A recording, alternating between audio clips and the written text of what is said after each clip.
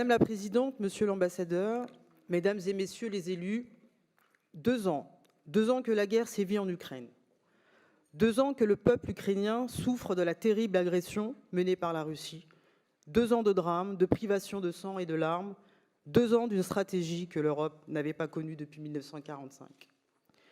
Cette guerre qui s'enlise et dont on dénombre le triste bilan de 500 000 morts et blessés, notre région l'a condamnée avec la plus grande fermeté dès le premier jour.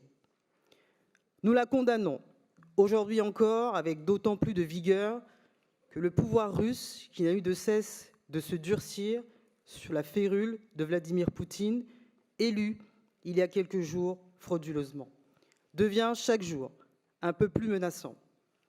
Contre l'Ukraine, naturellement, contre les opposants russes qui payent un lourd tribut pour s'être élevés contre ce pouvoir qui n'a rien à envier aux heures les plus sombres de l'URSS.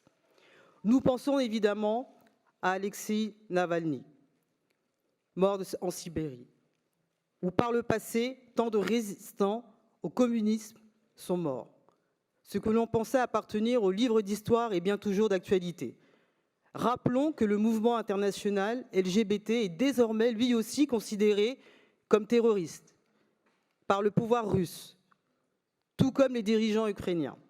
À travers cette motion, nous souhaitons rendre hommage à Alexeï Navalny, mais aussi à tous les opposants politiques, tous les journalistes injustement emprisonnés pour avoir seulement défendu cette belle idée que Paul Éluard, dans son célèbre poème, nous déclame « Je suis né pour te connaître, pour te nommer liberté ».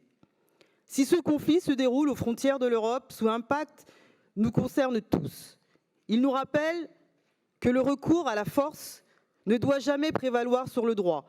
Nous sommes conscients qu'une partie de nos valeurs, de nos principes et notre vision des relations entre les États se joue à travers ce conflit. Si l'Ukraine est défaite, si la Russie gagne, c'est finalement accepter de détruire ce fragile édifice que nous avons construit avec les drames de la Seconde Guerre mondiale. La loi du plus fort ne doit et ne sera jamais la norme qui doit dicter les relations internationales. Ce soutien à l'Ukraine que nous manifestons à nouveau est un soutien pour l'existence même de ce pays. Un pays qui résiste fièrement, inlassablement, pour sa liberté, pour son autonomie, pour son territoire, pour sa souveraineté. Nous regrettons malheureusement que certaines déclarations tonitruantes, oui je le dis, tonitruantes, divisent les Européens et ne cessent par la cause ukrainienne. Les actes valent souvent mieux que les paroles et chacun sait qu'aujourd'hui l'Ukraine manque d'armes et de munitions pour pouvoir pleinement défendre son intégrité territoriale. Nous espérons que l'Europe sera au rendez-vous de l'histoire pour permettre à l'Ukraine d'être une nation libre, libre de ses choix et de ses alliances. Nous appelons à ce que cette guerre cesse, à la préservation de l'intégrité territoriale ukrainienne et à une paix durable. C'est collectivement, oui collectivement, que nous pouvons gagner du terrain à la paix. Ensemble que nous pouvons avancer et transmettre les valeurs de fraternité et de respect. Ensemble que nous pouvons rêver d'une humanité apaisée.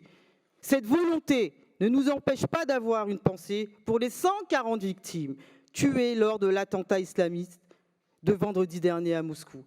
Avec cette aide supplémentaire, Monsieur l'Ambassadeur, nous espérons, Monsieur l'Ambassadeur, souligner modestement le quotidien des Ukrainiens dans les souffrances qui lui sont imposées. Je vous remercie de votre écoute.